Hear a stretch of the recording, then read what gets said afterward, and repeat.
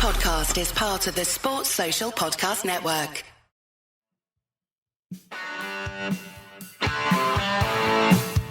You're listening to Achtung Millwall, broadcasting from the beautiful South Birmingham. Accept no substitute. Hello, dear listeners. Welcome to Monday with Merv. Just joining me to chew over the Millwall situation is the aforesaid man himself. It's Merv Payne. Positive Payne, I was going to call you, Merv. How does it feel now? About that, I think I've had to eat a huge slice of humble pie, haven't I? After that on Saturday, we did try. The last time we spoke was post Sheffield Wednesday, and I try. Yeah, I thought start of the year, let's try and put a positive spin on it. I know the performance wasn't great, but we went away to a team in a good bit of form. We actually scored more than one goal. We almost nicked a win. We got a point. Let's be positive, and then let's get the home games rolling. We got 3 home games in a row. Yeah. The FA Cup, we sort of eased into the fourth round with the world's lowest header, which I thought was fun to watch. And you thought, Cardiff, Luton, they're all winnable. Which is there should be winnables. Yeah. And then I don't know what happened on Saturday, but I owe Jim Hackett a bit. I think it was Jim Hackett, wasn't it? I think I owe him a big apology. Because I think same here. Got it right. Yeah, I think he's on it there. And a few of we've done. This is the third show I've done based on Saturday's debacle, listeners. And you've heard from all the other voice notes. We've got a few for Merv to myself to peruse in a minute, but no, there's been like a collapse of what I would call spirit in that side, Merv. And just looking at the statistics, starting 11 was slightly odd anyway, so that comes back to Alex Neil in the sense of he may be limited in the bodies he's got, but it was an odd choice to have Joe Bryan and Callum Scanlon, 2 left backs on the left side, and then we look so open on the left side. So there's one thing. But the statistics are quite damning, Merv, when you look at. I was freezing cold and standing there in the misery on Saturday. It hasn't really improved. Looking at the BBC's match stats, 1 shot on target. There it is, and 5 shots off target and 6 blocked shots. So 12 shots in total, but only 1 actually hitting the goal. I was wondering if we should actually rent a barn door, Merv, and practice hitting it, because that's put one in at the barn door at Calmont Road. Yeah, or maybe can't seem to hit one at the moment, mate. Can we? Get a cow's arse and a banjo down the training ground. See if any of them can manage that. But for me, that is. I keep reading on social media everywhere. We need more strikers. Go and get a couple of strikers. I don't think it would matter. It's not just the strikers. We're not creating anything for them, are we? That's the thing. The only mitigation for Saturday's absolute dross was obviously Essie's gone, and now 2 other creative players in Aziz and Imaka were both out injured. So that takes. So there's the pace gone. There's the creativity. There's the sort of the 2 players that can put a good dangerous cross in the box. And what we're left with what we saw on Saturday. And like you say, they look totally devoid of spirit, of ideas, of passion. And I've tried to defend George Honeyman because he puts a shift in. But for me, going into the last 10 minutes, and they obviously were trying to throw everything at them. And there was a moment when Honeyman was sort of through. Yeah. And he miscontrolled it, then he just ballooned it over the bar. And the look on it, the expression on his face was, I think it said it all. And I think that summed up certainly the match, if not a big chunk of our season, really. And it's worrying to see. And this pattern of home, if that was our 6th home league defeat, and 5 of those have been 1-0, and I think that tells a story as well, because that suggests that once we go 1-0 down, there's nothing in us to claw it back. With the exception obviously of Watford, the Watford home defeat, first game of the season when we pulled it back. We seem to. It feels like we've given up in many ways. I'm sure we haven't, but that's the impression that the team are giving. We were just talking off air, listeners, Merv and I, and I want to come back to that point in a moment, if I can, about giving up, because it did feel that way, Stan, which is shocking from professional players, because I keep having to remind myself, Merv, that they're not the best paid players in the world of football, but they're pretty well paid compared. Oh yeah, certainly right. The likes of the average listener to this show and the man on in the seats and in the stadium. So they don't really have the in my opinion, they don't have the moral standing to give up because you're being well No. paid. And you might not Mm. agree with the manager, you might not agree with the structure of the club, you might not like many things, but you've still got paying customers that have come to watch you. And if you look like you don't give a shit, Mm. which is kind of the impression that I picked up, and many others around me, Yeah. Yeah. picked up, you're going to draw the heat from a Millwall crowd. It's not the kind of place Yeah. where people will not tell you what they think of you. And as much as Absolutely. I've got time for a lot of the senior pros, I've got time for George Honeyman. I said in the other Yeah. So have show, I. Yeah. he's not Lionel Messi, Merv, but he No. does give you work rate. But he Yeah. he lacks some basic creativity that Mm. we were crying out for Saturday. Yeah. I mean, just the last 10 minutes alone, there was crosses sailing over the bar, passes Yeah, not being made, corners were wasted, free kicks were wasted. There just didn't seem to be any clue there. And when we had the ball, you didn't feel like anything was going to come of it at all. It seemed so comfortable for Hull, yeah, And I do think. I mean, again, I'm trying to mitigate it, but the only way you can is that Hull. I think Hull are in a fourth position. They're not a bad results, and they've won a few away from home. They pulled Leeds back to 3 a few games ago. I do think they're in a fourth position, yeah. but No, I it's thought still they looked a half yeah, decent side. they They are. moved the ball. Right. But that in itself is worrying for us because they're not going to be in the bottom three for very long, or the bottom four, or whatever they are now. We've got Cardiff tomorrow night, who've started winning games and are below us. Yep. Luton on Saturday, you've got a new manager, which will be interesting because I know a lot of our fans fancied Matt Bloomfield to come in from Wickham. He's gone to Yeah. Luton. Yeah. And then QPR, who are having a bit of a revival. I mean, we could very quickly find ourselves in exactly the same position we were in this time last year, or in February last year, which is worrying. Well, we've gone full circle back to when Yeah. we pressed panic last time around, and Hmm. last time was when Joe Edwards was shown the door. Yeah. Whatever the rights and wrongs or the ambition or whatever you want to call it of hiring him in the first place, Merv, but in Mm. the end it didn't work out. You had to go, No. and we pressed panic, and Mm. panic brought in Neil Harris, who, Yeah. by sheer force of personality, I think, found a group of players that would play for him Mm. and stage one of the great escapes of Yeah. It Millwall was. history. You Yeah. know, that to get away with to survive and Yeah. finish. I think we finished about halfway up the table in the We end. did. And Yeah. I think we finished 13th in the end, which was amazing. Yeah. Yeah. yes, I mean semi miraculous from where we Mm. were under Edwards. But we've come full circle because Yeah. right now I feel that we are exactly where we were before Neil Harris Mm. came back. Only this time we can't we can't do the same thing. No. We don't have That that option anymore. We just that signed Alex Neil on a well and 3-year truly burned. Yeah. contract. So he's a very expensive man if, for whatever reason, it's decided to get rid of him because, at the moment, the boos were, you might have heard it on Saturday. Mm. I mean, Yeah. I don't think they were booing Alex Neil, in fairness. He's not really had the No. chance to make a dent on anyone's consciousness yet, but it was booing No. the players. Yeah. Um, Merv, I wanna draw your attention to some. I don't know if this is not some kind of consumer research program, listeners. And I'm not setting myself up as a private eye or anything of that kind. But I just wanted to put together a few dates and facts, if I can.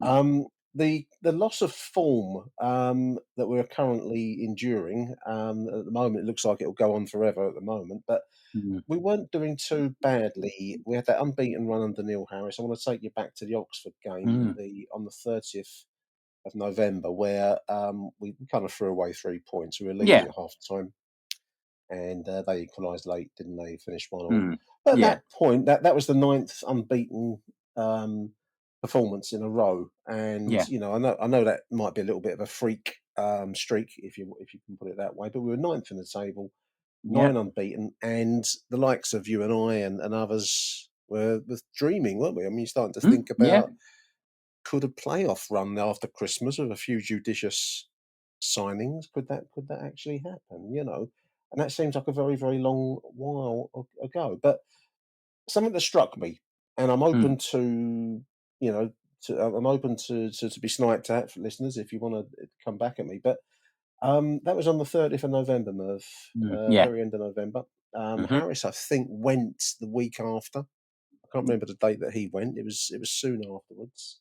Yeah. Um, And then we had this strange, in my opinion, strange Steve Gallen interview put out on the club TV on the 5th of December, which I took the chance to have a look at because I thought there's something gone wrong here. A team and a group of senior players that can muster up 9 unbeaten, Merv, and no, we weren't playing, Johan Cruyff's total football, but we were grinding out results.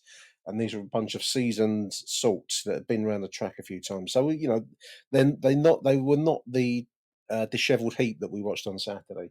No. Something's gone wrong. Something has happened, and what I believe it might be, if you actually watch the Steve Gallen interview, listeners, is a key sentence about halfway through his interview where he says the senior players, or the players that are out of contract, but put it better, which I'm going to guess includes the likes of Jill Saville and others, Murray Wallace perhaps, and I don't know about Jake. But anyway, the old guard, let's call them that, will not have their contracts discussed or reviewed until relegation is completely off. We're safe from relegation. Yeah, and that was the key point. Now I don't know whether at what point that was told to those players in the squad, but it went public on the 5th of December. Our form since that point, plus losing Neil Harris, is we've played 10 league matches. I'm disregarding the cup because I don't think that should be on our agenda. But 10 league matches, we've won 1, we've drawn 3, we've lost 6, we've scored 4 goals, conceded 9. And that is a total contrast with the unbeaten run. It is. It's night and we day. weren't scoring freely, Merv, but we were grinding out results. That's quite an extreme turnaround in form. I mean, people talk about the entertainment factor, but I bloody enjoyed the Leeds 1-0 win because it was just funny, beating them the way we did. You could see how frustrated they were, and sometimes it's entertaining watching you stop another team, just almost as entertaining as watching you beat them. Absolutely. And don't forget Burnley. We beat Burnley another high-rated side. Yeah. And these were big nights at Zampa, John Berylson Way. It's now Zampa Road. You know what I mean? And you felt that once we got 1-0 ahead, they were able to sort of stick it out. But Oxford definitely was a turning point. There was a chap on Facebook. I think I mentioned this before. There was a chap on Facebook. And he said he happened to be in the same hotel in Oxford that the team was staying in. And he chatted to Harris, and it was very revealing. But the conversation ended with him saying, "So are you going to be here next year?" And he sort of smiled or laughed and turned around and walked off. And that's quite telling, And I think that perhaps tells a story. But yeah, I mean, this Gallen interview to make something like that public, you can understand it being said amongst the players or being communicated to the players via the board. Yeah. To go public with that on the actual club's official sort of video channel as well. Yeah. It's very bizarre. It's a strange way of galvanising team spirit, because I think it goes one or two ways. I think he's probably hoping that the players will say, "Oh, right, we better roll our sleeves up. We want another contract." Yeah. But I don't think they will. I think they'll be onto their agents saying, "Right, I need somewhere else. Where can you fix me up in the summer? Because I'm out of here." Footballers are. I think they're a very selfish bunch. You can't blame them because it's a short career. But I think he might think he was doing some good there with that. But I think I hope it doesn't backfire on him spectacularly, because a lot of fans will agree they're the sort of players that perhaps they want to see clear out. I keep seeing people saying we need to have a big clear out, a big rebuild. But it's not always that straightforward, and we don't want to be doing that in League One either. Well, no, because I mean that's a good point, and I just want to go on from that actually, because that those fans have correctly identified that we've had a lot of players that have been with us a long time, and the cycle is at an end. So there's a strong case for call it a clear out, or the contracts at the end of the season may not be renewed or whatever. The problem that we've got, therefore, is that's not a motivation. If these players need motivation, to put the kind of 101% in that they're giving under Neil Harris. Yeah. There's just continuing my point, and I'm open to criticism on this, listener. So do tell me I'm talking rubbish if you feel it. But I do think that the miracle that we achieved under Neil Harris was primarily linked with the Harris personality thing. I think that a group of players would give everything for Neil Harris that they wouldn't give. They wouldn't give at times for Gary Rowett, Merv. We saw No, exactly. Yeah. plenty of drab, wishy-washy performances. You know, you can name them. I'm not going to go into them all now. Everyone knows them. They didn't really commit to whatever Joe Edwards was asking them to do because maybe they didn't believe in him. I don't know. Yeah.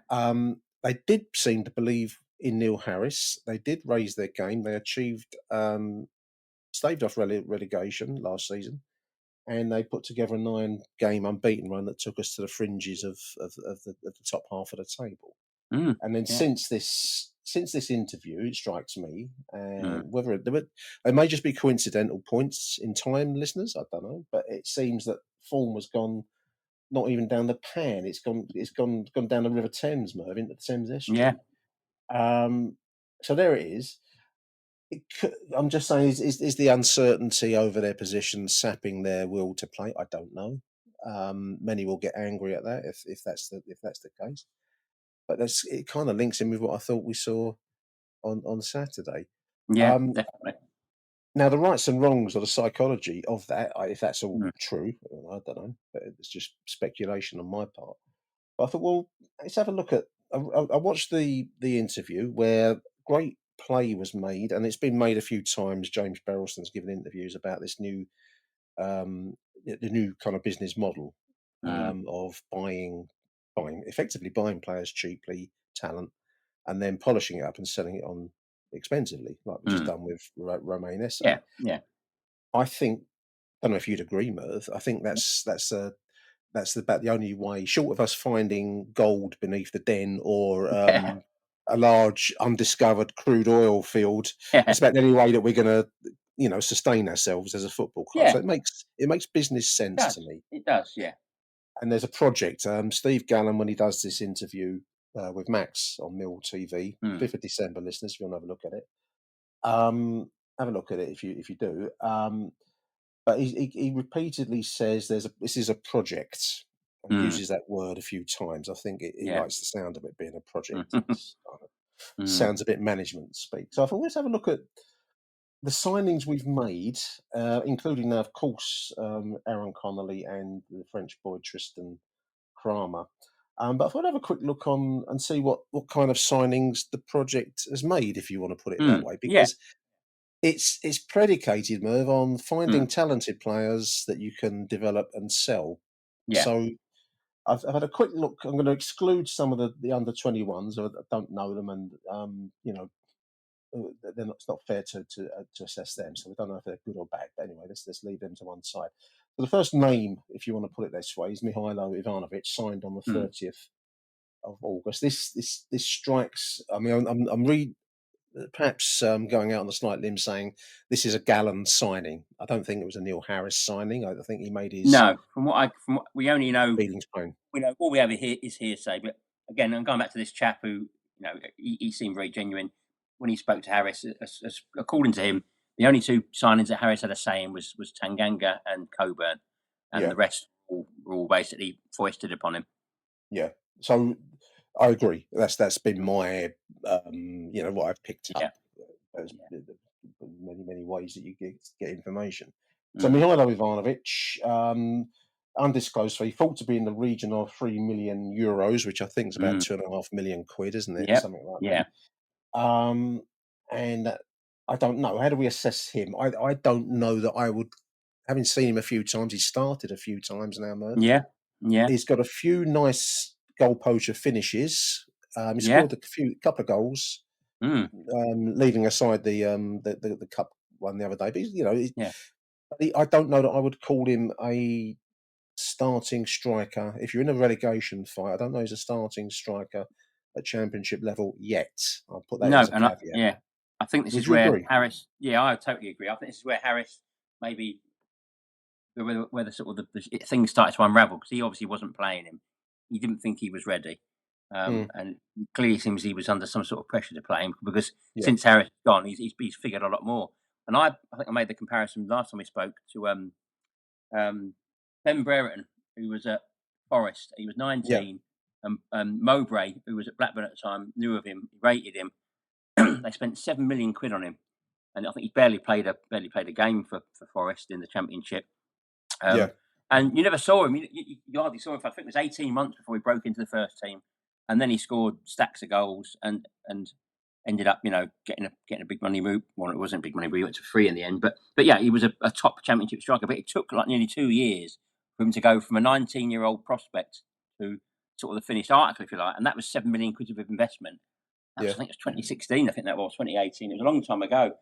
I've seen people saying, "Oh, £2.5 million, he should be banging the goals in." Well, £2.5 million doesn't buy you a Championship striker, I'm afraid. Again, people talking about Louis Barry, who Villa have basically said if someone's got £15 million, they can have him. But this is a player who hasn't scored goals above League One level. So these are the sort of figures you're talking, which we just can't afford. And you say about the project, I was looking into what Brentford did when they started out, and they had this elaborate system that their owner, like a money ball thing they called it, didn't they? Yeah. And apparently it was, I don't know, a database of like 75,000 players, and there's a select. There's an algorithm that picks players that are undervalued, and I don't know how it works at all. It's all totally overplayed. So there's a section. There's players that are actually you can basically saying here's the bargains. Here's the ones that are very good, but they're available on a reasonable sort of price. So there'll be a good sell-on value. And I think it was Ben Rama was one of those examples. I think they picked him up for £2 million, sold him for 30, and he banged the goals in. It's still a gamble, but I mean, so whether we're trying to, I know we are trying to do a version of that, but obviously, I think Harris's hang up was you've also got to look after the here and now. It's one thing saying we're looking after. Which is where we are, man. Yeah, Ivanovic is one for the future. So-and-so one for the future. But what about but the trouble is the here and now we're sinking fast, and that's the worrying thing. And I think the project will be in League One if things don't liven up. So I've generously, I think, put Mihailo Ivanovic down on my little list here that there's a work in progress. Definitely, I think he's young. I think there's something in the boy, and I think there is promise, but he's a long way short of starting week in, week out in the Championship, in my opinion. Josh Coburn, I think, was a Harris strike signing, but he's injured a lot. I put good but injured, and the same with Callum Scanlon, who we saw again on Saturday. Rusty after time out, but injured, unluckily perhaps. But they're both lone players anyway. So as is Ryan Winter, I'm guessing he was a Harris from his time, a Harris signing from his time at Cardiff. I think so, possibly, But he's been a bit part player, and I don't know that it's hard to assess him because we've barely seen him.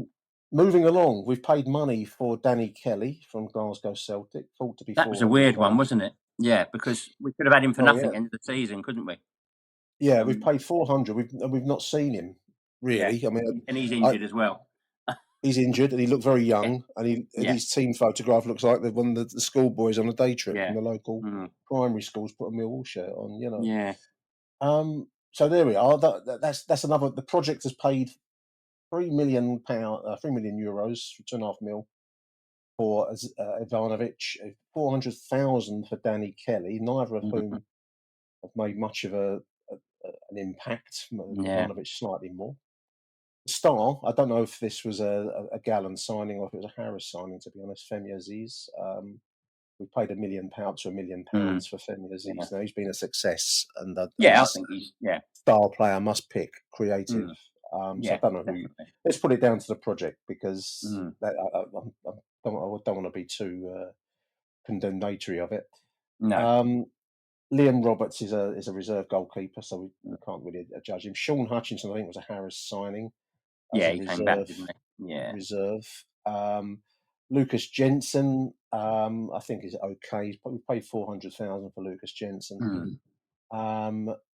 So, and I think if we were to sell Lucas, we might get a bit of a profit on the 400,000, maybe. I don't know, but we probably won't be selling him. Tanganga came back, I believe, because he liked playing with Harris and enjoyed the team vibe, the 500 miles, and I walk in your shoes. So Harris signing there, and then the other one, which I think is a Gallen signing, is Macaulay Langstaff. We've paid 700,000 for, and I say poor on that Yeah, that, very much so. unfortunately.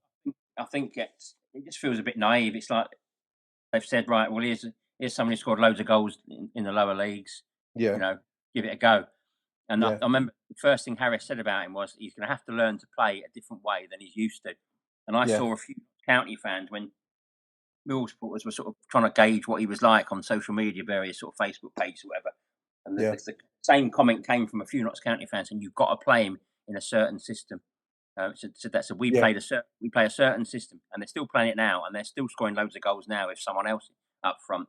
I'm not. I don't get too involved in systems and tactics, No, but clearly for Harris to say straight off the bat he's got to learn to play differently to how he did at Notts County, that was a red flag to me because I thought, well, that means not scoring goals then, yeah. because I don't know if Well, it's it's just the Tom Bradshaw role, isn't it? We've the moved lone, on the now. lone wolf. Yeah, The because lone it's wolf, yeah, hard work. he looks, and what's worrying is I think he looks more demoralised with every game. Yeah, And obviously, well, he will, wouldn't he? I mean, he's not in the back of the net, no, as and a he's striker, used to getting 30 goals a season. If he's getting one, and he's not moved off one yet, and he's getting bits and pieces here and there. You know, he's coming on a sub for 10 minutes, playing for an hour. He's not going to get any sort of momentum, and I think no. he's crying out to play in a different system. And I wouldn't be surprised if maybe not this window, but I wouldn't be surprised to see him go in the summer. In fact, Yeah, I mean, I wouldn't be. there's no point in No, there's no point in playing for Millwall when he enjoyed success at the League Two level, the yeah, National League level, yeah. I and mean, I wouldn't probably be enjoyed his surprised football. You if a know, League One team on the fringes of the playoffs had him on loan for yeah, the rest of the season, yeah, and Millwall basically agreed to that to get him some someone like a Barnsley or someone like that who were perhaps looking to push into the playoffs yeah, would have him for the rest of the season, or and I wouldn't be that surprised. It would be a big admission of failure, I think, on the part of whoever did sign him. But and we'd yeah. also be a body down, which we can't afford to be. No, no, Um, no. but of course, we've got Connolly's come in, but that's a We don't straight know enough replacement for about Bradshaw, really. Connolly. Yeah, I mean, let's Mm, keep our fingers crossed for him and yeah. for Kramer. Mm. Don't know any. I'm not gonna include them in my little damning No. kind of QC's summary that I've just Yeah. made here. But my overall point, listeners, is that the project, if we're going to use that word, depends on finding talent cheaply and selling it Mm-hmm. expensively. And we've paid 700 for 1100, 1.1 million. Probably paid about 4 or 5 million in Yeah. total for players that Mm-hmm. Femi Aziz apart have shown not anywhere near the kind of promise that's going to generate a profit in terms of No, resale at there's the not. moment. At Yeah, the they've not moment, impacted the team straight away, have no, they? That's the issue, and I think that's what Harris was bothered about. I think he was saying, "Look, I'm getting stick because yeah, if we're sliding down the table, I'm the one that gets the stick, and we need players who can come in and do a job right now and keep us in the division, and then hopefully next season, yeah, Ivanovic is a season better." And Aziz seems to get better with every game. It's just a shame he got injured because he looked more promising with every game. yeah. And again, Imaku, just when Imaku comes in and In starts playing market, well, yeah, he gets yeah, injured. yeah, It's very frustrating. After he had a great game against Blackburn, and we've got Adam Mayer, who had a little cameo against Dagenham and yeah, Brentford. and then disappeared. Yeah, Very again, odd. it is a strange one because that makes you wonder because he came in with Tanganga last. Did he come in with Tanganga? Oh, I imagine that. Can't remember now. He was injured Yeah, for a long while, so he he came was. last season. He's not on Yeah. this list. I've lifted off the Mill history signing Mm. since July Yeah, it's 24. definitely this was an Aldridge and Kavanagh signing, wasn't it, Mayer? But Yeah, we paid 300 grand for him by all accounts. It's yeah. quite a lot. That's a million. That's over £1 million It's on. a lot of money on players that have barely impacted us. Let's Yeah, be absolutely. the most impactful is I suppose. I mean, I'm going to exclude Aziz because we've said already he's a star Mm, player and mm, he's a must pick, first choice pick. None of the others yeah, are first yeah. choice picks really, and I No, don't think no, Ivanovic has shown anywhere near 2 million pounds of talent at the no, not moment. yet. No. So my point, if I was to have the ear of James Berylson, would be Mm, yes, a great business model, but it does depend on shrewd signings and that's being made quite clearly. Cause of the ruction with Neil Harris was he wasn't involved in these signings. That's being made by Steve Gallen. Yeah. And at the moment, I don't see where the talent is in Steve Gallen. Maybe these players will come to the flower in the next months ahead because we need them to. But at the moment, looks like a lot of money spent on not very much. Yeah. That's my damning assessment of the situation so far, Merv. I'm going to play you a couple of voice notes. Stay tuned, listeners. We'll be back after these messages. Achtung, Millwall. Welcome back, listeners. Let's play you Hassan Koule's message he sent me, Merv. Hello, Nick. It's Hassan here. A belated Happy New Year. It's been a while since I left a comment, and I thought after today's horrendous display against Hull, losing 1-0, I thought I'd put some thoughts and feelings. And to be honest with you, it's one of those of just confusion, really. Again, I go back to when we had Rowett, and I couldn't work out what system we were playing, what the idea was going forward. It just didn't make sense. And I think, I know Alex Neil's only been at the club for a short time. You can ask the same question. I just don't know what we're supposed to do when we go forward. He did speak early on about we don't score enough goals. I don't see it changing. We're playing exactly the same as we did under Neil Harris and under Edwards and Rowett before him. This one up front. The only difference is we haven't got wing backs, still playing 4 at the back. But I just, again, football as a whole now, it's like a chess game, isn't it, Nick? It's not all about getting the ball and trying to get in the other team's box as quick as possible. It's formation, systems, blah, blah, blah. It just goes on and on. And, if we have to talk like that, then we have to. And it has to be said. I just don't know what we're doing. Personnel-wise, Honeyman, again in a 10, horrendous, awful performance today. He runs and he huffs and puffs fine. But, again, I go back to it. He just doesn't offer nothing in an attacking sense. He hasn't got that instinct. The decision to play Scandon puzzled me, to be honest with you. I'm happy to see him get a game, but the fact that he's just got thrown straight into the team, into left wing, it confused me. That I understand him being on the bench, or if he'd started Monday night against Dagenham in the Cup, play 45 minutes. Okay, fine. But to go from nothing to playing an hour, it just didn't make sense. And to be honest, I think the goal that they scored came down from that side.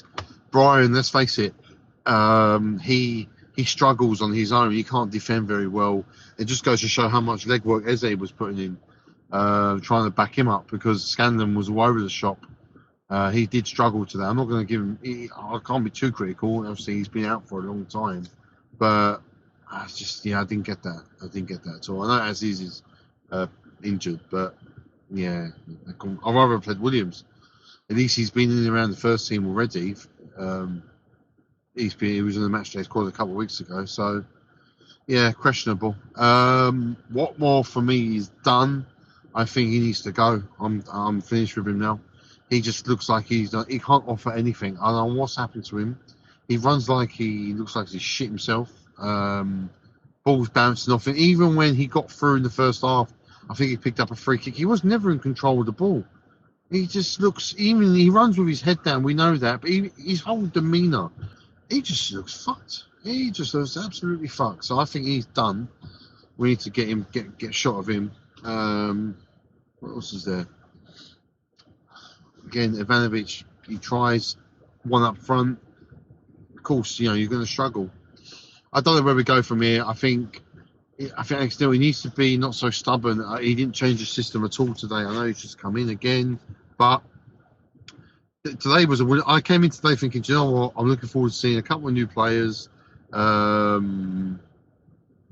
winnable game. Hull City, they started the day in the bottom 3. I expect us to at least score a goal and put on in a performance. But now the pressure's on, really, because we've got Cardiff, I think, Tuesday night, who last time I checked were winning 3-0 against their bitter rivals, so their tails are going to be up. I hate to say this, Nick, but we're going to sleepwalk into a relegation fight again.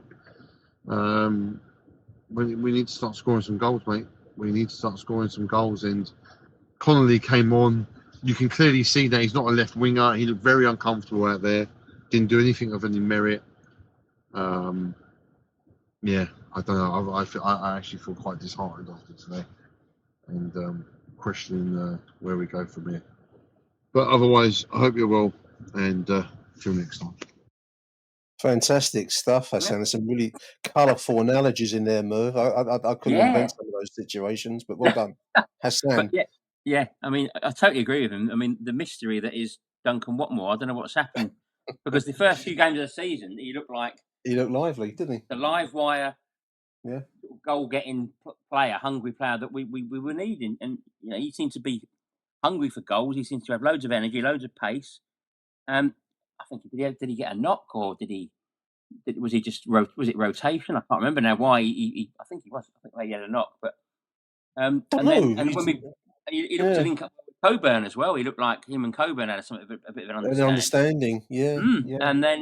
And suddenly, like you were saying before, how the contrast and the two sort of phases of the season is unbelievable. I don't know what's gone on to make a player change so drastically like that. But yeah, I mean, he says he feels like he's had it. He's shot, but which is it's just quite a shocking assessment. But that's how it feels, isn't it? That's the feeling. I would say the same for quite a few of that side on Saturday. I don't want to keep flogging the point, listeners, but keep coming back to what lies behind it. Well, I don't know, but you have to try and put 2 and 2 and see whether you come up with 5 or 4. I suppose is up to you, really. But no, I mean it does look knackered.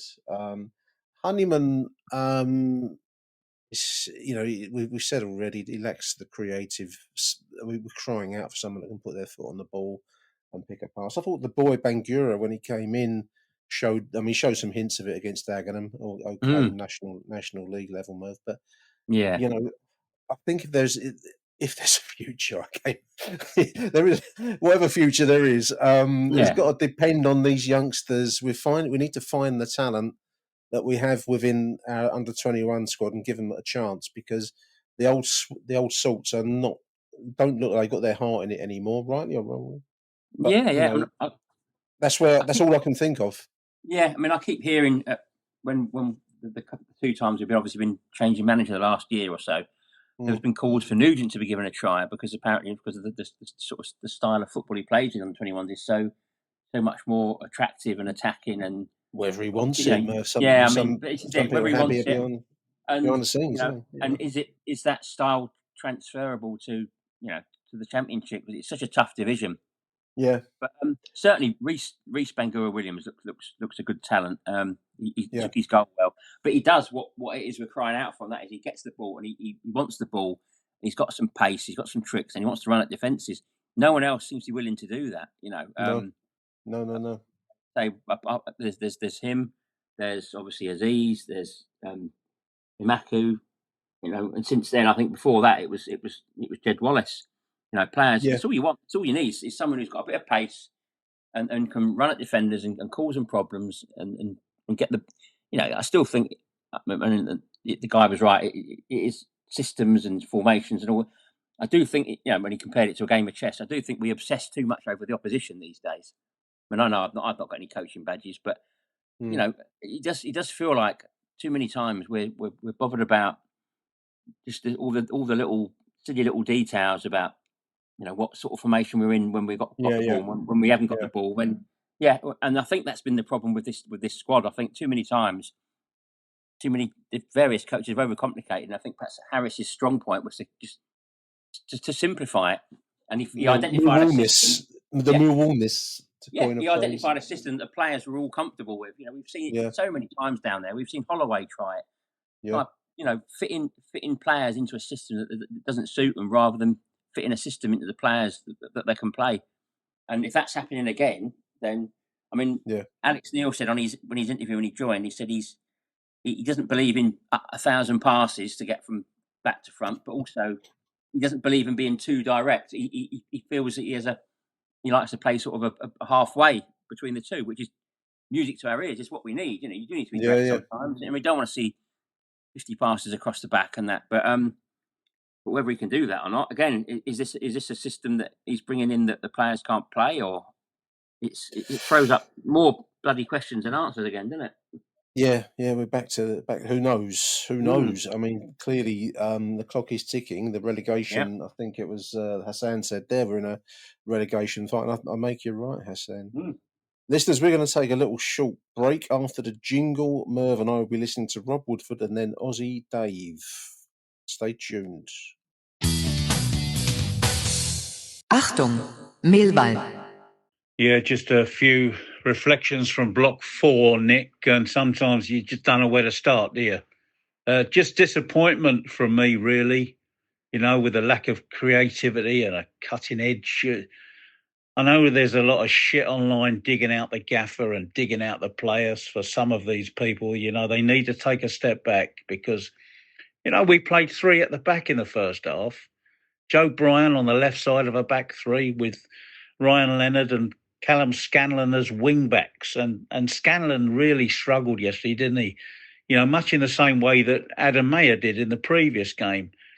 It's a system that we haven't played for a while, so we've got to be patient with what Alex Neil was trying to do. And how many times this season has our lack of quality been exposed, you know?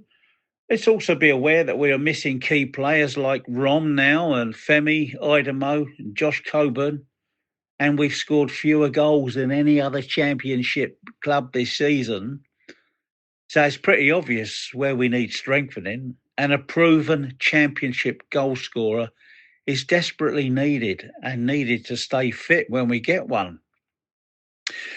Connolly looks more like he was signed as a squad player, much in the Mason Bennett role of previous times and maybe as an impact player. But, you know, not that there was much impact going on yesterday, was there? You know, he looked like he'd been on the piss on Friday night. Yeah. A few weeks ago, I was laughed at by some Wall fans for predicting a relegation battle. Well, I'm afraid some of our fans need to take a reality check. You know, a voice behind me in Block 4 yesterday was predicting 3 wins in a week before the game that would push us closer to the playoffs. A post on social media last night was, OMG, we won't make the playoffs now, will we? You know, some of these people need to wake up and smell the cappuccino, for fuck's sake. You know, smoking that funny stuff changes the reality of things, guys. You know, I would never, ever label Wall fans as thickos, but some of them just need to start accepting that we are in a transitional period and maybe occasionally start scrutinising the league table, guys. We could do with 3 points versus Cardiff, but if we don't get them, then it's definitely a must-not-lose game. Come on, you Lions. Keep it on the island, Wall. Nick, Aussie Dave here from the middle of nowhere in Tasmania. I just had to ring up after the poor game against Hull. A couple of points to be made. The first one was tactically. He went with the old 3-5 at the back, and it was obvious after even about 15 minutes it wasn't working. And every time Hull came forward, they looked dangerous. But he didn't change anything at half-time when I was hoping he would, and he really didn't change anything till Hull scored. So tactically, a bit concerned. The second point I want to make is some comments he made in the interview after the game. And he said to Max, basically, there's really not that much to be despondent about.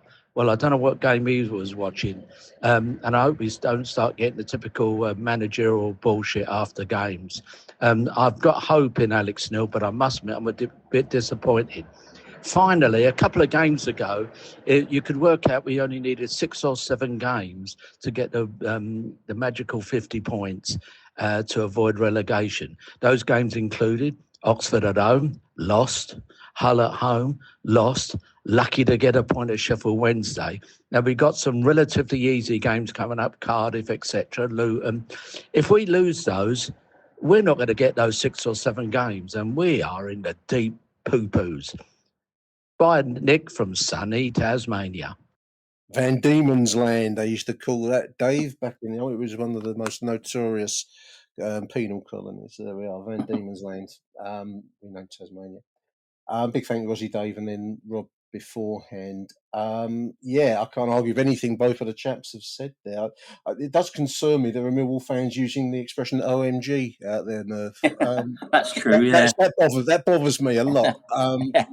But who knows? Aaron Connolly, I don't know. I didn't really see enough of him. His story is well known online. I wish him well at the club. I hope he can sort himself out. I think that we do have a skillful player there if he can get himself straightened out more, Merv. He got a cracking goal for Sunderland against us at the Den, didn't he? He did. He caught it very nicely on the volley. Yeah. He put it away very well. Something in there, but I mean, obviously, say his troubles are well publicised. I wonder if a Championship football club is the best place to be sort of making your recovery, as it were. But we shall see. He's. Let's some are as supportive as Millwall. I'm not sure there'll be much tolerance of his situation. Let's keep our fingers crossed. A goal will do him a lot of good, I think. Yeah, Sunderland did seem quite keen to offload him. Yeah, for whatever reason. I think the only encouraging thing with the Tristan Kammer signing is that it was a permanent signing rather than a loan. Yeah, which is what often happens. And we've mentioned before, Brentford don't tend to buy any rubbish, so. Obviously, I think he said in his interview that he'd fallen. The quality there in Brentford's defence is such that he was, and he's only young. Get a game there. Yeah, he wasn't going to get a game. So if we've benefited from one of their little acquisitions, then so much the better. What I do hope is that it's not a replacement for Tanganga. That's my fear. I think we've been crying out for two quality Championship standard centre backs since we started getting the likes of Ballard and Cresswell on loan. We always end up with the one. Yeah. But from all accounts, Exeter fans really rated him. He's got an eye for goal. A bit like Jake Cooper. I saw some cracking goals he scored. Yeah. If the set pieces are good enough, so you hope that's a good addition. But again, it's one for the future. I can't see him coming straight in the team and making a difference in the next couple of weeks. I think you've hit the nail on the head. It all depends on whether Tanganga decides he's had enough and wants to move along. Yeah.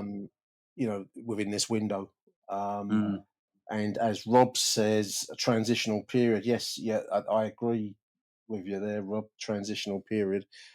The problem is we live in the here and now, Merv, and we've got to get 3 points against difficult opponents. Cardiff won't be easy tomorrow night, and not at all. Guyana Luton's never very, very easy, and then we've got QPR. So we've got to scratch our way through to the 50-point mark. Then we can relax and start to dream about how we might introduce a new style of play and have a clear out and all the rest of it. Because for the moment, that's the be all and end all. We need to survive in the Championship. I saw someone put online somewhere. I can't think where it was about.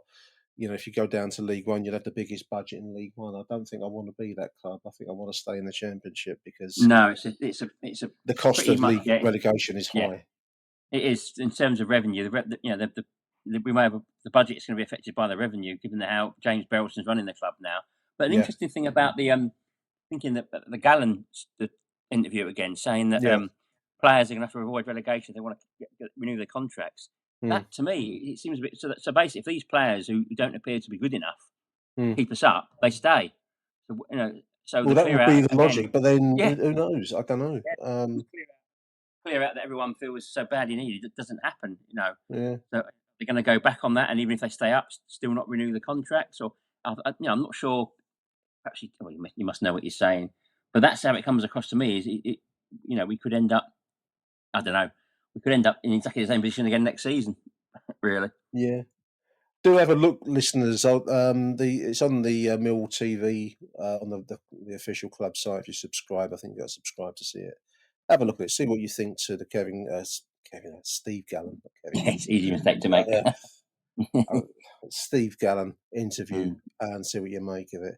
I want to say a big thank you to you, Merv, for coming on the show. Cheers, Nick. We're going to play ourselves out now with Jim Hackett, and I shall be talking to you again, Merv, next week, I dare say. Yes, hopefully, with a solid 6 points in our bank account, and all will seem like a bad dream. Yes, hopefully. Yeah. Cheers, Nick. Hopefully. Cheers. Thanks a lot, Merv. Cheers, thank Stay you. tuned, listeners. Hi, Nick. Jim Hackett here. After today's game, I don't know what to say about that, really. It was in the scheme of the many poor performances we've had throughout this season, that was up there with the rest of them, because it's Alex Neil's come in and it's not got any better as far as I can see. I'm slightly confused by his team selection beforehand. I thought it looked unbalanced on paper, and then when he put the team out there and put Scanlon sort of left on in front of Brian, it sort of confused everything. And to be fair to Scanlon, he's supposedly only been back in training for a week, and to ask him to do that sort of job was pushing it a little bit, and he really wasn't up to it today. And I don't blame him. I blame Alex Neil for putting him in there. There was better options. I thought if all he was going to do was give us what we got, then maybe he should look at putting Scanlon in where he's used to playing at left back, and at least being settled there, for the rest of the season, because our left side is so woefully bad again.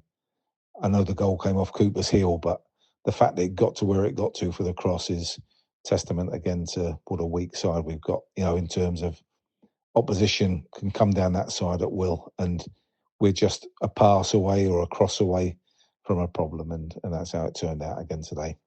I'm not. I think for us as a team, as a group of players, we're not good, are we, when it comes to being favourites or thinking we should win, should beat the team that's in front of us, because we just haven't got the players, we haven't got the guile, the cleverness to open teams up.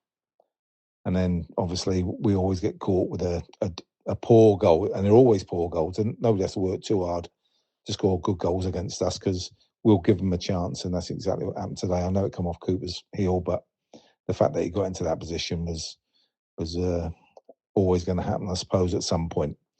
Going forward, I don't think we if we had a shot, I can't remember it, and if we did, then it was only one. That was just poor, not making their goalkeeper work, not making him do anything. I think Hanneman had a chance in the first half that really only had to hit the target, and there was a chance it had gone in, but as our way is at the moment, it goes over the bar. And apart from that, I can't remember another chance getting in there. Our set pieces, I can't believe the quality or lack of quality that the same people are taking the same things and we're getting the same results, which is absolutely fuck all. It's disappointing to see, but you would have thought with a new manager coming in, he would have changed things to make it, a little bit more lively, make people work a little bit harder for their positions. But when I saw the team he put out, and leave Scanlon out of it, because obviously Aziz didn't play, so we had to find a way around that. But with the rest of it, it was the same old, and we're carrying players now. We weren't, and now we are. And I think he's really got to look at what he has got available in the squad. I thought the young lad that come on, is it Reis? When he came on, he actually looked like he's got a brain on him, and he wanted to get the ball and pass it, because when you looked at some of our passing, Watmore, Honeyman and Saville today, I thought, again, they were bypassed all the time. The opposition were breaking from midfield and our players were chasing back but had no pace to get to them. So as soon as they broke through that line, there was just a 4-on-4 and 5-on-4 at times. It was just embarrassing to watch. And then as we got towards the end of the game, I think the pressure of the crowd was getting to the players, because we couldn't put a cross in, we couldn't put a free kick in, we couldn't put anything in. And the longer it went on, the more boos were coming. And I can't blame. I mean, people don't go to watch what they've watched all season, where it was all so passionate and so vibrant. The same players, and you take SA and Aziz out of it, but the same players are now giving us nothing. And I've got to feel that that there's got to be more to it. And I think our end of season happened when we drew at Oxford. I think that half-time substitution seemed the club hasn't recovered from that, and I don't know what the script is, but Alex Neil has now got a bit of a job to do, but it's only him. He knew when he came in what it was, and what he's got to do is find us a strike from somewhere, because at the moment we haven't got a target man, we haven't got a centre forward, who's worth a light just to give us a chance of going forward. If we can't hold the ball up, we can't do anything. And unfortunately, we're not holding the ball up, and we're getting turned over by teams, Oxford and Hull, that really shouldn't be anywhere near us. And then now we've got Cardiff, who had a fantastic win today and on their own little roll. So let's see where we go on Tuesday. Okay, come on, you Lions.